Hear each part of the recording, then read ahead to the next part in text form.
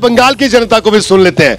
हमारे मेरे सहयोगी रविकांत मौजूद हैं कोलकाता में, उनसे हम बात करेंगे। रविकांत, आपके साथ लोग मौजूद हैं वहां पर, क्या कुछ लोगों का कहना है इस सर्वे पर, फाइनल फिगर पर और बंगाल की फिगर पर?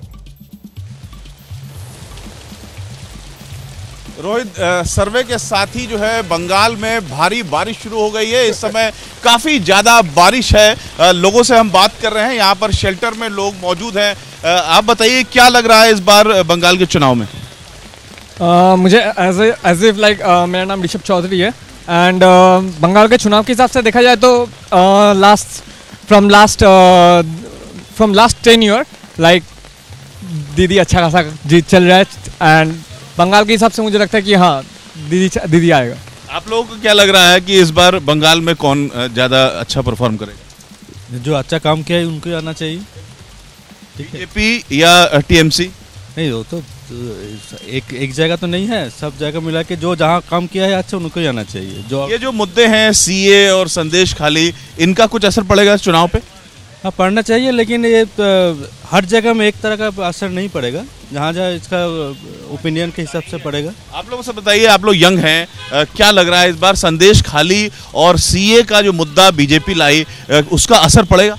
देखिए, मेरे हिसाब से जो इस बार जो कलकत्ता में जो हो रहा है, अभी हो रहा है मोदी या नो मोदी, ठीक है? तो बहुत जन हो रहा है कि जो मोदी के पक्ष में है और जो हो रहा है मोदी के पक्ष में नहीं है। अब मेरे को लगता है बंगाल में लीड करने वाली मतलब टीएमसी की पार्टी ही रहनी चाहिए, क्योंकि यहाँ पर सब लोग अच्छे से रहेंगे। मोदी गवर्नमेंट मेरे को नहीं लगता यहाँ पर अभी आना चाहिए।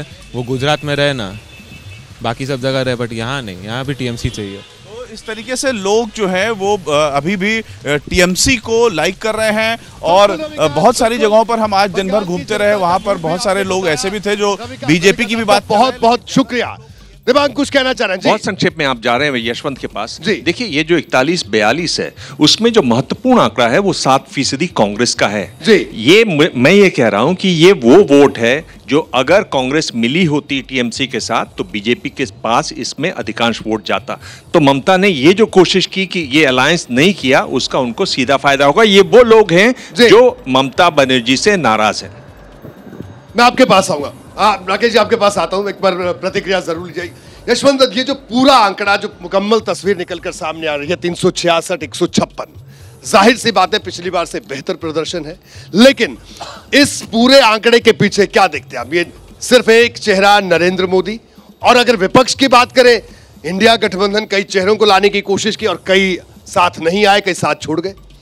देखिए, जो देश के मूड की अपनी एबीपी वोटर की सीरीज़ है, दिसंबर के अगर आप आंकड़ों को देखें तो 325 के आसपास जो हमारा अनुमान था उसके ऊपर ये बढ़ा है जी। लेकिन एक इंटरेस्टिंग बात इसमें ये भी ध्यान रखिए कि ये जो बढ़त हुई है, ये दरअसल ऑर्गेनिक बढ़त नहीं है, ये मर्जर एंड एक्विजिशन की बढ़त है।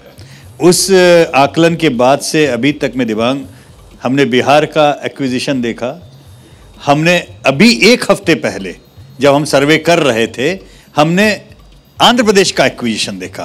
और जैसा कि हमारे वरिष्ठ हैं प्रभु, वो बोल रहे थे कि एक हफ्ते में कैसे एनडीए को 20 सीटें, वो एनडीए की 20 सीटें नहीं है, बीजेपी की नहीं है। वो चूंकि हमारे सर्वे में टीडीपी 20 सीटें आगे थी और टीडीपी ने एनडीए ज्वाइन कर लिया तो 20 सीटें इधर आ गई। तो सीधी सी बात है कि ये जो 325 से, अगर लोग बार बार पूछते हैं मुझसे, ये 400 की लड़ाई कैसे होगी, 370 की कैसे होगी, तो ये 325 तक तो मामला आप जो कह रहे हैं वो सही है कि 303 के ऊपर एक भी सीट गई तो इसको बढ़त माना जाएगा। बिल्कुल। लेकिन ये बात भी हम माने, चाहे मैंने मजाक में ही बोला था कि एक साकार एनडीए, एक निराकार एनडीए, ये इसमें ये सारी चीजें शामिल हैं, क्योंकि इसमें जैसे जैसे ये काफिले में लोग बढ़ेंगे, कारवां बढ़ेगा।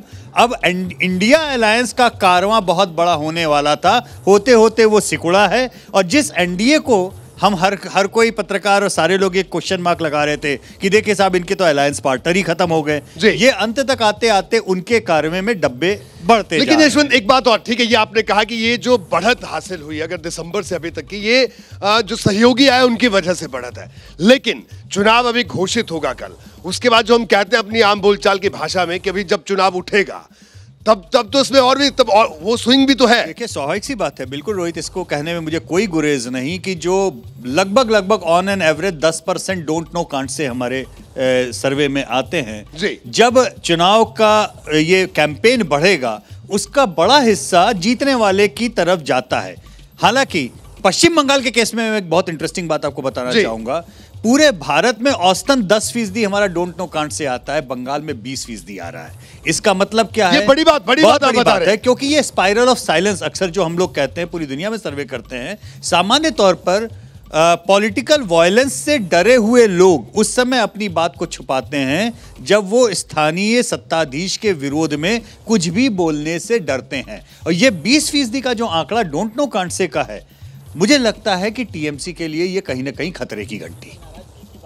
जी एक चीज जोड़ना चाहता हूं, जो दिमाग ने कहा कि 7% वोट कांग्रेस का जो है वो भारतीय जनता पार्टी के पास चला जाता, ममता जी के लिए फायदेमंद हुआ है। लेकिन मैं ऐसी शहादत के लिए बधाई दे सकता हूं कांग्रेस को कि अपनी 2 सीटें वो इस चक्कर में खो रही है, जो बहरामपुर की और वहां की मालदा दक्षिण की हो सकती थी। ममता बनर्जी को शुक्रिया अदा करना चाहिए कांग्रेस का। राकेश जी संक्षेप में, मुझे ब्रेक भी लेना जी। यूपीए में जब 2019 में 5% कांग्रेस के पास था और 6% लेफ्ट के पास था, उस हिसाब से देखा जाए तो 3-4% तो कम हुआ है। और कम हुआ वोट सिर्फ कांग्रेस का नहीं है, लेफ्ट का भी है। और वो वोट शिफ्ट हुआ है इधर, कहाँ, ममता की तरफ और बीजेपी की तरफ। तो ऐसे में ये कहना कांग्रेस पार्टी वहाँ पे खाता नहीं खोल रही, लेफ्ट भी खाता नहीं खोल रही, तो ये वोट जाएगा क्यों उस तरफ? नहीं, वो तो जो यशवंत बता रहे हैं कि 20% लोग आपने बताया, 20% लोग पश्चिम बंगाल में ऐसे जो कह रहे हैं कि कह नहीं सकते। इनका कहना है बाकी देश भर में औसतन ये प्रतिशत 10% का रहता है, बंगाल में 20% है। क्योंकि अभी आप देख रहे हो ऑन रिकॉर्ड में भी लोग बोलने से डर रहे। बिल्कुल, तो 20% की खामोशी जो है ना, उसकी गूंज शायद नतीजों में सुनाई दे।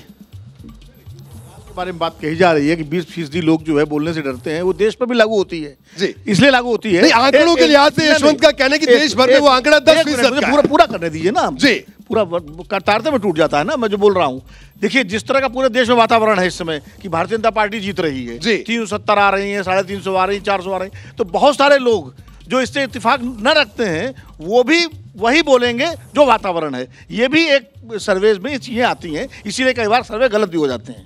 जैसे ही घड़ी का काटा दोपहर 2:30 पे आए, बबीता जी का दिल सास बहू साजिश के लिए मचल जाए।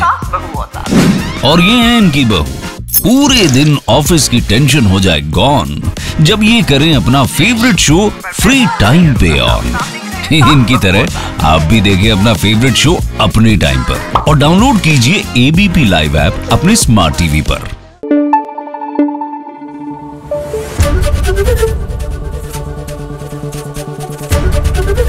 एबीपी न्यूज आपको रखे आगे।